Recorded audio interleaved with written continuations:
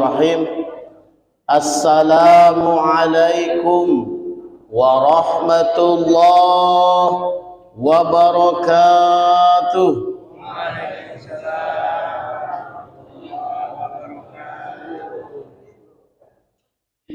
Alhamdulillahi rabbil alamin. Wa bihi nasta'inu ala umur dunya waddin. Ashhadu an la ilaha illallah wahdahu la syarika lah. Wa ashhadu anna Muhammadan abduhu wa rasuluhu la nabiyya ba'dah.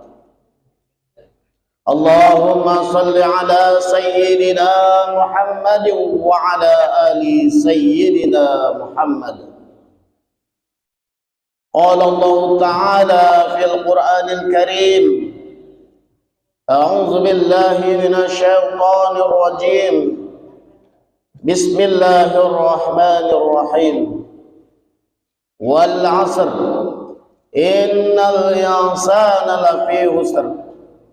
Illa alladhina amanu wa 'amilus solihati wa tawasaw bil haqq wa tawasaw bis sabr. Shadaqallahul azim. Yang kami hormati Ketua Masjid Izzatul Islam beserta para pengurus, dan yang kami hormati juga bapak-bapak, ibu-ibu yang insya Allah dirahmati Allah Subhanahu wa Ta'ala. Tadi sempat mikir, sepi hari ini ceramah, hujan. Dari rumah jalan mikir sepi hari, langsung foto jadilah itu. Alhamdulillah, semangat banyak bapak-bapak dan ibu-ibu. Alhamdulillah, ini adalah nikmat yang Allah berikan. Bersyukur kepada Allah Subhanahu wa Ta'ala atas segala nikmat yang Allah berikan. Nikmat kesempatan, nikmat kesehatan. Dua nikmat ini adalah nikmat yang kadang manusia lupa sadari. Ketika Allah uji nikmat kesehatan ini dengan kita sakit, bapak-bapak, tidak banyak cita-cita yang kita inginkan ketika kita sakit. Cita-citanya cuma satu, pengen sembuh. Itu baik, tak banyak cita-cita pengen sembuh. Tetapi ketika Allah beri nikmat kesempatan, nikmat kesehatan, banyak sekali cita-cita kita yang kita inginkan, kita kehendaki. Padahal waktu sakit tadi cuman pengen sehat, pengen ibadah sama Allah, dekat dengan Allah. Tapi ketika Allah beri kesehatan, Allah beri kesempatan, kita sering lalai. Nah, maka bapak-bapak dan ibu-ibu, pergunakanlah nikmat kesehatan dan nikmat kesempatan ini untuk selalu beribadah kepada Allah Subhanahu wa Ta'ala. Yang pasti kita harus wajib melaksanakan ibadah-ibadah yang fardu, ibadah-ibadah yang wajib.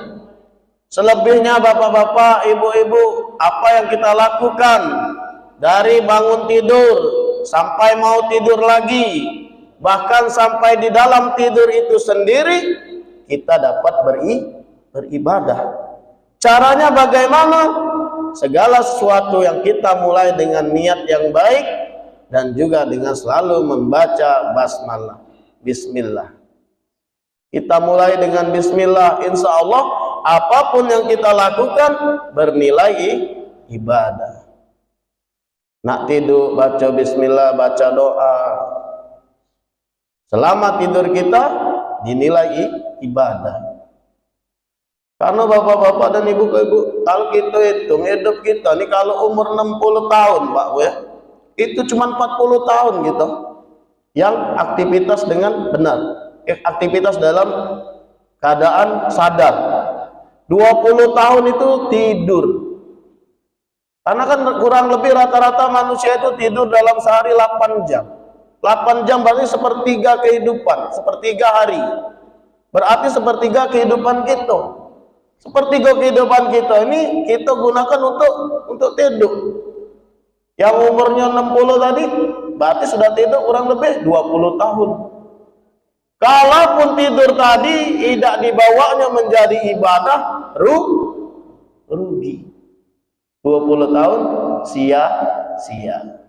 Nah, bapak-bapak, ibu-ibu, tidur kita baca doa biar dapat dinilai Allah Subhanahu wa taala tidurnya kita sebagai tidur yang ibadah. Salawat beserta salam marilah kita haturkan kepada junjungan kita Nabi besar Muhammad sallallahu alaihi wasallam. Suri tauladan kita, contoh kita. Segala sesuatu yang kita lakukan, kita ambil contoh dari beliau Rasulullah sallallahu alaihi wasallam. Tak kenal maka tak sayang. Itu pepatah yang dikatakan. Cak mana kita nak sayang dengan Rasulullah kalau kita tak kenal. Cak mana caranya Ustaz biar kenal dengan Rasulullah? Yang pertama kita baca kisah-kisah beliau boleh.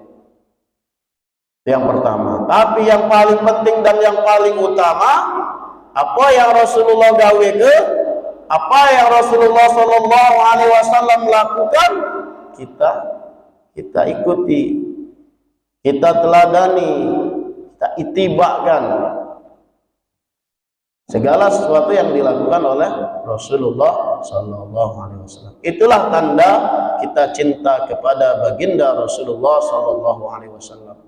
Yang paling utama adalah dengan mengikuti apa yang beliau lakukan.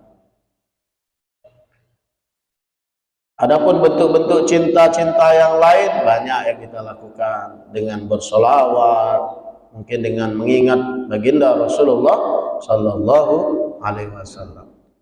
Baik bapak-bapak dan ibu-ibu, hari ini kita akan membahas hadis arba'in yang ketiga. Untuk kali ini yang ketiga.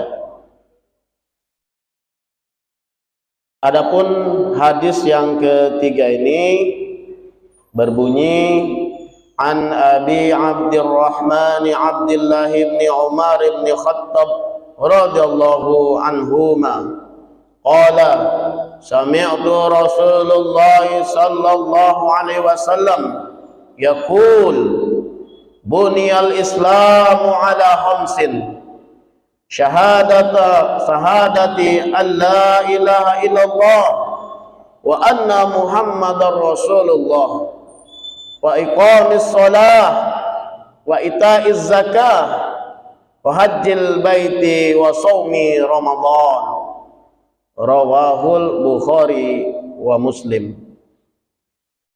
Dari Abu Abdurrahman Abdullah bin Umar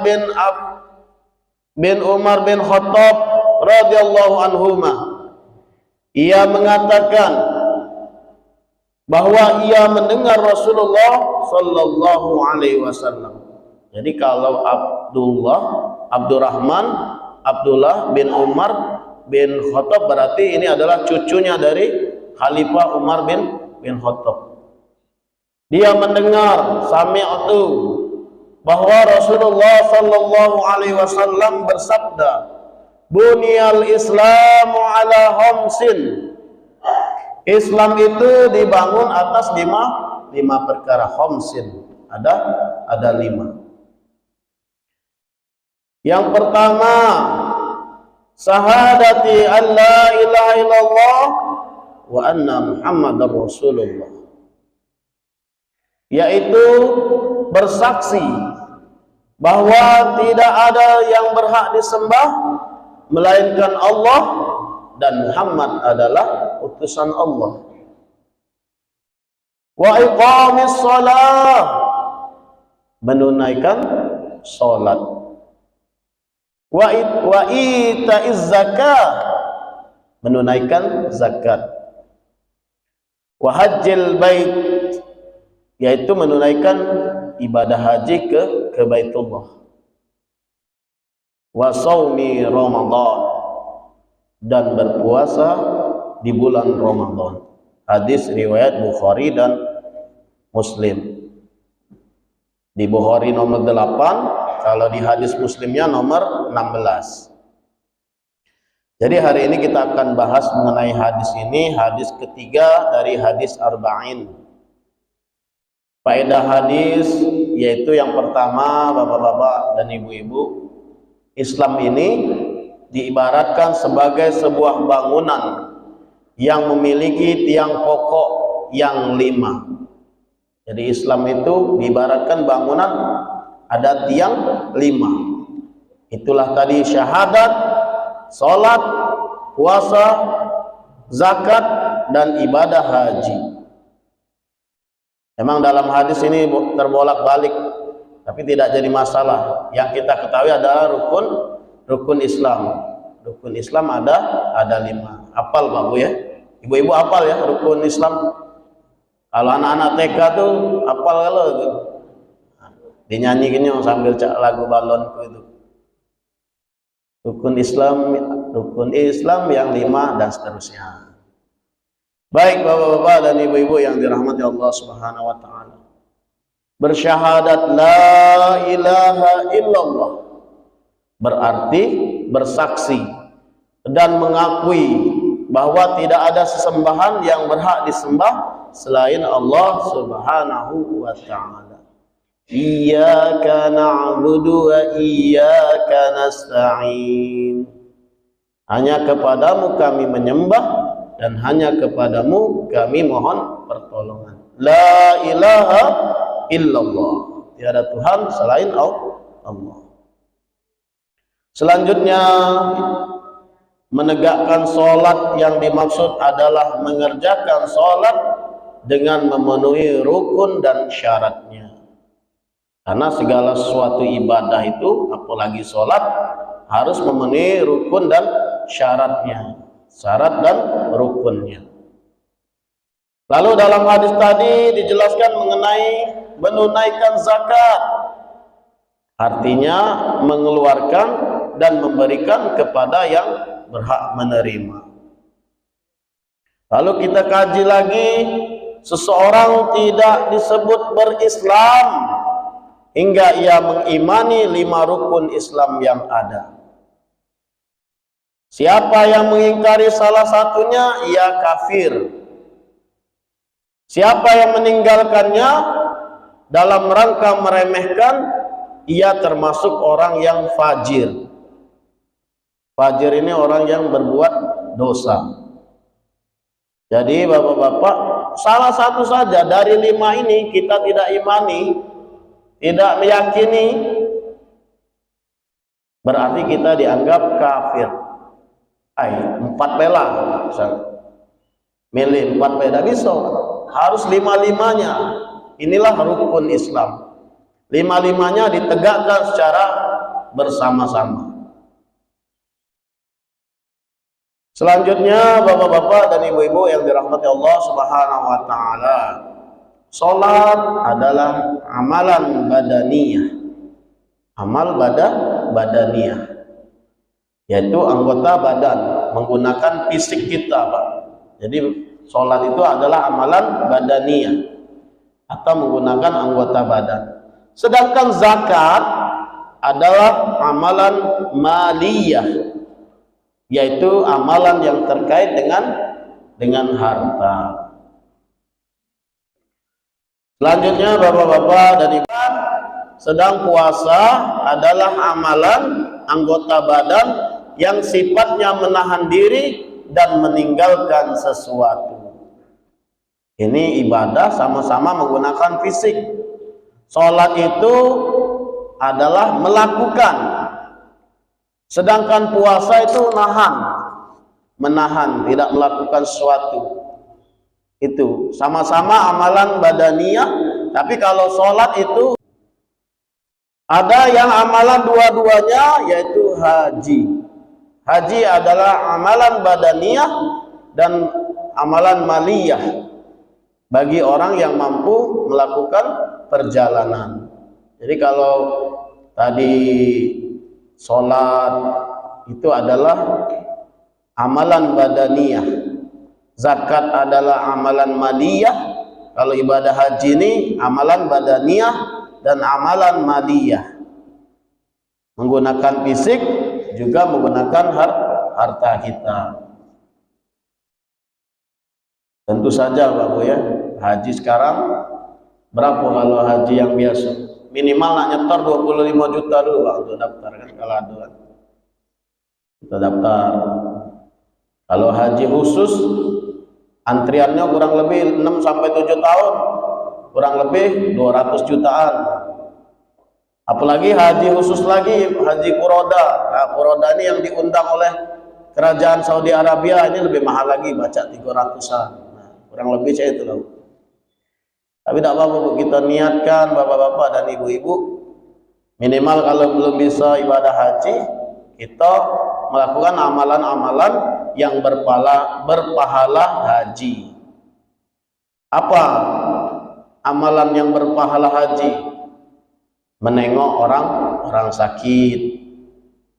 Apalagi sholat isra dengan didahului sholat subuh berjamaah, lalu menunggu sambil berzikir ataupun mendengarkan kajian seperti ini, lalu baru nanti setelah terbitnya matahari kurang lebih 15 sampai 20 menit kita lakukan sholat isra. Insya Allah berpahala seperti haji dan umroh, kata Rasulullah Sallallahu Alaihi Wasallam. Baik bapak-bapak dan ibu-ibu, kita lanjutkan. Semua bentuk rukun Islam tidak lepas dari 3 hal. Bazlul mahbub, yaitu mengeluarkan sesuatu yang dicintai, seperti zakat. Yang kedua, al-kafu anil mahbub, yaitu menahan sesuatu yang dicintai, seperti pada saat berpuasa. Dan yang ketiga, ijhadul badan, berjuang dengan badan, seperti pada puasa dan haji. Sekarang yang jadi pertanyaan banyak orang, kenapa rukun Islam itu hanya disebut 5 saja, tidak ada yang lainnya? Mengapa demikian bapak-bapak dan ibu-ibu? Karena jawabannya adalah hukum syariat ini ada yang wajib dan ada yang sunnah. Ada yang wajib, ada yang sunnah.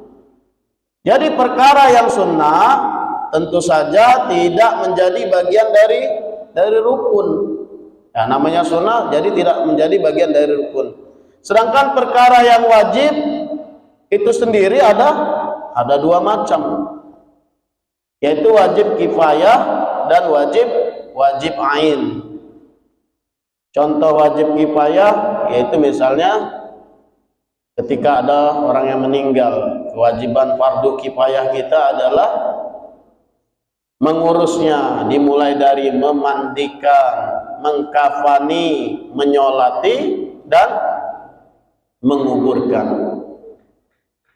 Itu wajib kifayah. Apa itu wajib kifayah? Yang dikerjakan sebagian orang, sudah yang lain gugur kewajibannya. Kalau ada meninggal di Patra ini misalnya, ada sebagian orang yang sudah mengurus, sudah gugur. Tapi apabila tidak ada yang mengurus sama sekali, dosalah seluruh orang-orang yang ada di kampung tersebut. Nah seperti itu.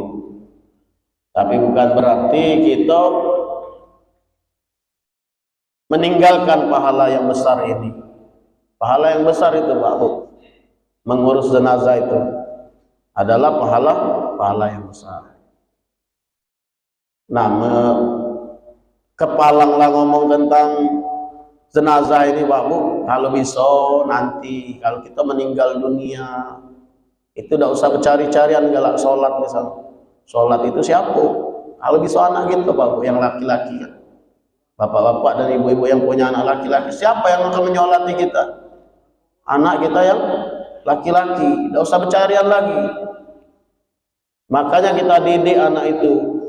Sedih Pak Bu ya, kadang ada orang meninggal, anaknya malah tidak ngerti apa-apa, tidak galak nyolati, karena tidak paham. Maka dari itu bapak-bapak dan ibu-ibu, sebaik-baik ketika sholat, ketika kita meninggal dunia, yang menyolati kita itu tidak lain dan tidak bukan anak kita. Anak kita yang laki-laki. Jadi itulah kebahagiaan sebenarnya, sesungguhnya hidup di dunia ini punya anak yang soleh. Sambil ngopi dah bapak, biar hangat agak badan. Kita lanjutkan. Sedangkan yang disebut dalam rukun Islam ada kewajiban yang terkait harta seperti zakat, ada kewajiban yang terkait badan seperti mengerjakan sholat, ada kewajiban yang terkait badan dan harta seperti haji, dan ada kewajiban terkait lisan seperti syahadat. Rukun Islam ini masuk wajib ain. 5 ini tidak bisa ditawar lagi. Selagi kita bisa lakukan, kita lakukan. Ya, jadi selagi kita lakukan, kita lakukan. Syahadat bisa semua, saya rasa bapak-bapak dan ibu-ibu. Semua bisa bersyahadat asyhadu an la ilaha illallah wa asyhadu anna muhammadar rasulullah. Salat semua insyaallah. Salat ini wajib. Saking wajibnya bapak-bapak, ibu-ibu tidak baca berdiri sambil duduk, tidak baca duduk sambil berbaring, tidak baca gerak-gerak tangan dengan isyarat mata, tidak baca juga galau-galaunya kita sholat. Nah itu saking wajibnya sholat. Tinggal pilih, kamu nak sholat, aku sholati. Ya, miris kan? Tak pernah ke masjid, sekali ke masjid di barisan paling depan. Tak pernah ke masjid, sekali ke masjid barisan paling depan. Di belakang imamnya di depan dia. Imamnya di belakang dia. Nah, jangan sampai seperti itu. Baik bapak-bapak dan ibu-ibu yang dirahmati Allah Subhanahu wa ta'ala. Bagaimana dengan meninggalkan syahadat dan imam? Dijelaskan oleh Ibnu Rajab Al-Hambali rahimahullah, yang dimaksud dengan hadis di atas, Islam dibangun di atas 5 perkara seperti tiang suatu bangunan. Juga yang dimaksud dengan tiang tersebut adalah tiang-tiang pokok. Artinya kalau tidak ada tiang tersebut, tidak mungkin berdiri suatu bangunan. Adapun selain rukun Islam tadi adalah bagian penyempurna. Artinya jika penyempurna tersebut tidak ada, berarti ada kekurangan pada bangunan tersebut. Namun itu berbeda kalau tiang pokoknya tidak ada. Jadi Pak Bu, ibarat sebuah bangunan diibaratkan oleh Ibnu Rajab Al-Hambali rahimahullah bahwasanya ini sebagaimana dijelaskannya, bahwasanya seperti 5 rukun Islam ini seperti tiang, 5 tiang suatu bangunan.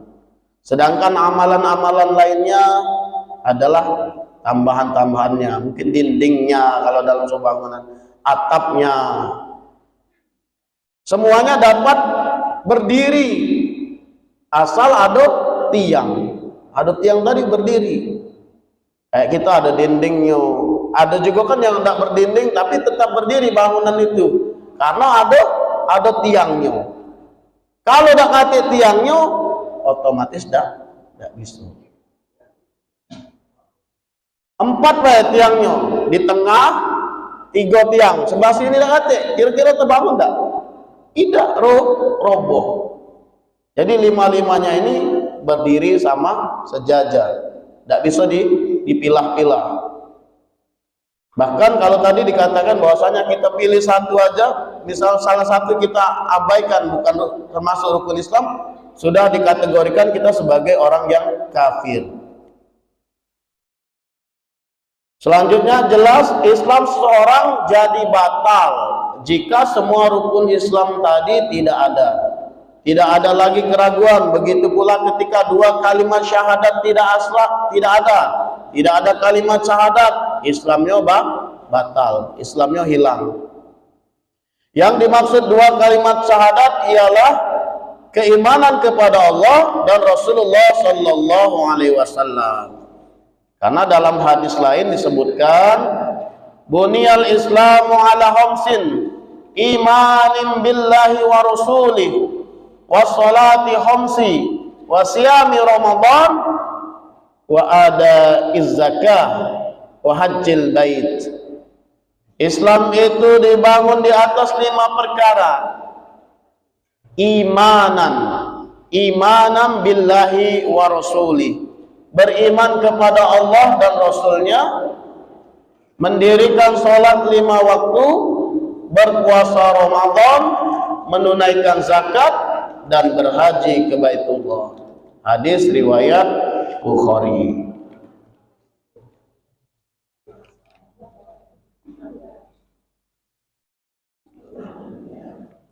Baik bapak-bapak dan ibu-ibu, kita lanjutkan kembali. Sedangkan dalam riwayat Muslim disebutkan dengan mentauhidkan Allah. Ada perbedaan kalimat di sini tadi. Ada yang tadi bersaksi, bersyahadat. Ada yang imanan, mengimani Allah dan Rasulnya. Dalam riwayat Muslim tentang tauhid, buniyal islamu ala khamsin ala ayyuwahada. Nah, di sini letaknya. Ayyuwahada.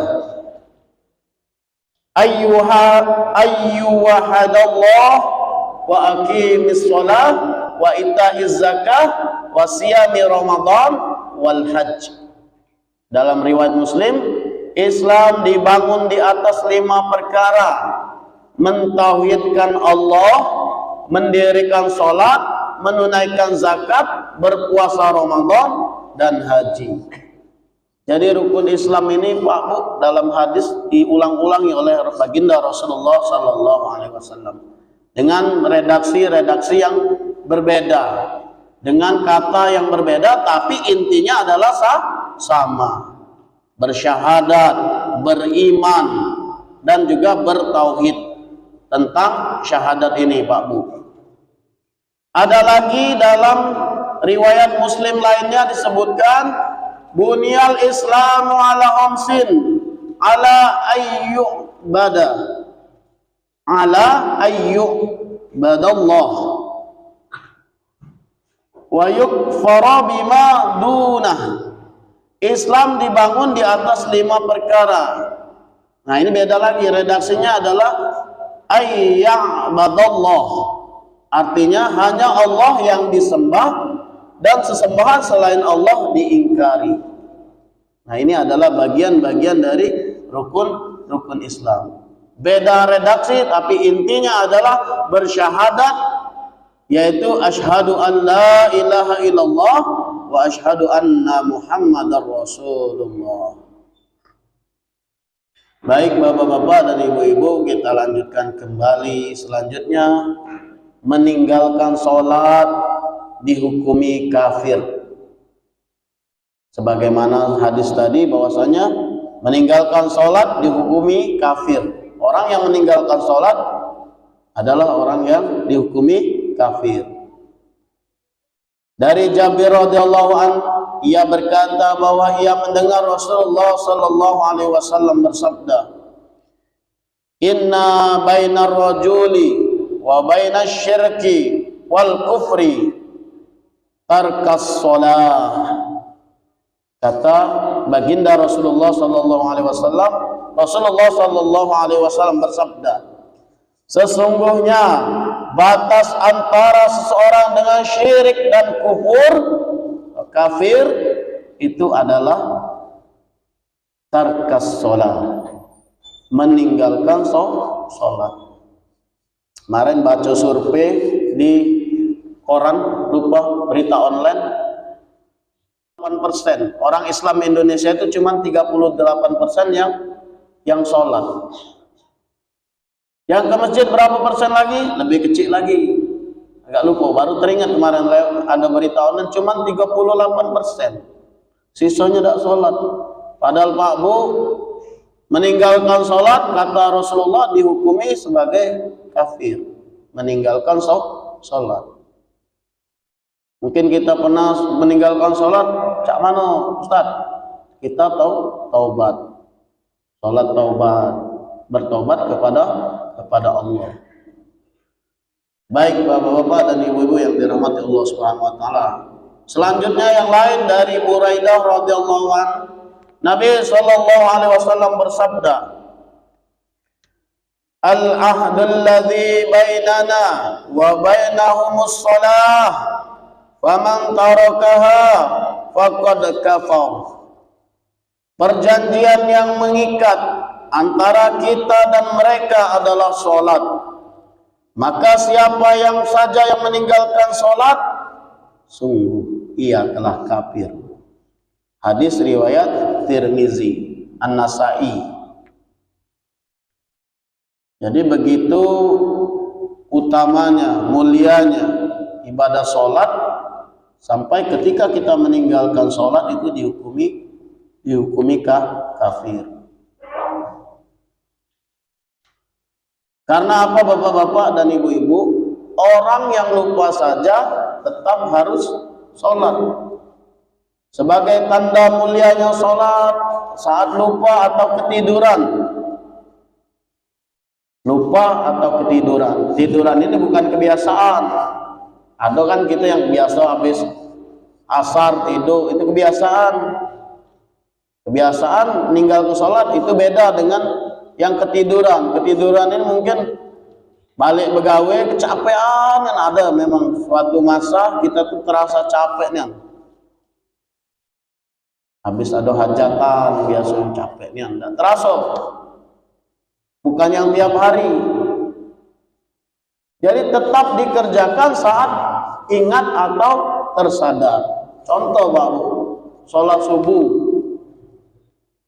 terbangun jam 8 pagi, tetap harus dilaksanakan. Tapi sekali, dua kali, sesekali, bukan yang tiap hari. Beda hukumnya kalau sudah tiap hari. Tiap hari bangun jam 8 itu bukan lupa, sengaja itu. Fawailul lil musalli, celakalah orang yang sholat, yang menunda-nunda sholat, lalai dalam sholatnya. Allahu Akbar, Allahu Akbar. Sudah asar. Apa yang kita bilang biasanya? Aidal asar. Aidal asar. Padahal harusnya kita bilang alhamdulillah sudah masuk waktu asar. Lain kalau maghrib, aidah juga sih kalau maghrib, aidah lah maghrib. Coba bulan Ramadan, alhamdulillah. Kalau azan maghrib. Nah Bapak-bapak dan Ibu-ibu, ketika azan berkumandang, kalau memang lagi tak katik gawean, langsung gawe ke sholat. Tapi yang paling utama adalah memang langsung sholat, tidak usah ditunda-tunda lagi. Gawean dalam hal ini misalnya memang gawean itu tidak bisa kita laksanakan langsung pada saat itu. Contoh, pekerja bangunan mungkin bagiannya masih kotor. Nah, baru setelah dia bersihkan baru ini. Tapi kalau kita tidak ada uzur, kita langsung laksanakan ibadah sholat. Tidak usah ditunda-tunda lagi. Ini tidak sambil tiduran main HP, masih lama. Nyantai. Asal tadi kan. Ujungnya setengah 6. Ini lagi masih ada waktu. Ujungnya wudu asar dipakai langsung untuk wudu maghrib. Saking dekatnya waktu sholat asar dengan maghrib. Inilah yang melalaikan sholat. Sengaja kita sengaja kita tunda-tunda sholat kita. Kaget baik. Namanya inilah ada siapa ini yang ngajak kita ini adalah bujukan setan, was-was setan. Setan senang, santai baik, masih lama. Nah, padahal tadi waktu itu kita tidak tahu. Allah Subhanahu wa taala bahkan bersumpah wal asr, demi masa, demi waktu. Karena waktu ini Pak Bu tidak bisa balik lagi. Tidak bisa balik lagi. Apa yang sudah terjadi. Maka bapak-bapak dan ibu-ibu, ya jangan sampai kita melalaikan sholat. Sebagaimana hadis dari Anas bin Malik radhiyallahu an, Rasulullah sallallahu alaihi wasallam bersabda, "Man nasi salatan fal yusalli idza dzakaraha la kaffarata laha illa dzalik." Barang siapa yang lupa salat, hendaklah ia salat ketika ia ingat. Tidak ada kewajiban baginya selain itu. Jadi kalau itu tadi terlupa tadi, dalam artian ya ada juga kadang kita memang lupa, perasaan sudah sholat, rupanya belum sholat. Itu biasanya pada masa-masa sibuk. Kalau kita lagi sibuk lupa kadang. Ibu-ibu kelupaan gara-gara masak kue misalnya, kasihkan masak rendangnya Willy Salim bukan. Kasihkan masak rendang lupa sholat. Nah seperti itu, tetap dikerjakan pada saat dia ingat. Lupa Bu ya, Pak Bu ya. Lupa itu beda dengan ngelupa. Kayak sama dengan ibadah puasa. Kalau kita lupa tidak jadi masalah. Yang jadi masalah kalau kita pura-pura lupa. Nah itu batal. Makan sepiring lupa. Tidak mungkin Pak kalau sepiring itu lupa.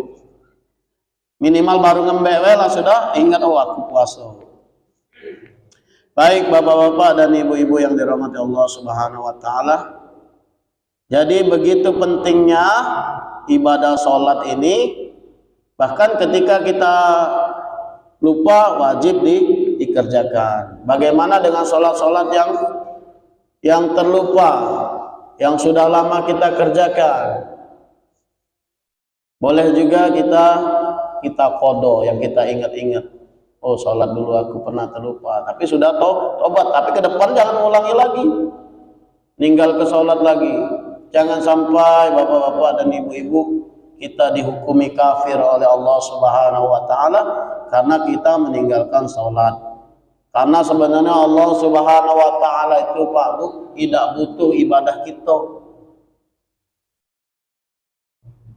Kita tidak sholat, Allah tetap Tuhan. Kita tidak zakat, Allah tetap Tuhan. Jadi siapa yang butuh dengan ibadah-ibadah ini? Kita sendiri. Bukan karena Allah butuh, tapi kita butuh ibadah-ibadah ini.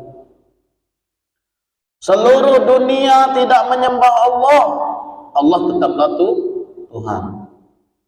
Seluruh dunia menyembah Allah, Allah tetaplah Tuhan juga. Jadi kantik masalah bagi Allah, masalah bagi kita, masalah bagi kita. Untuk itu bapak-bapak kita sadari bahwasanya pentingnya sholat. Untuk itu jangan sampai kita meninggalkan sholat, melalaikan sholat saja tidak boleh, apalagi meninggalkan. Yang lalai tadi, yang lupa, sengaja main HP dulu, kaget nunda sholat. Jangan sampai kita seperti itu. Baik bapak-bapak dan ibu-ibu, mungkin itu saja yang dapat kami sampaikan. Kalaupun ada pertanyaan atau yang lainnya, nanti kami kembalikan ke moderator dulu. Silakan Bapak.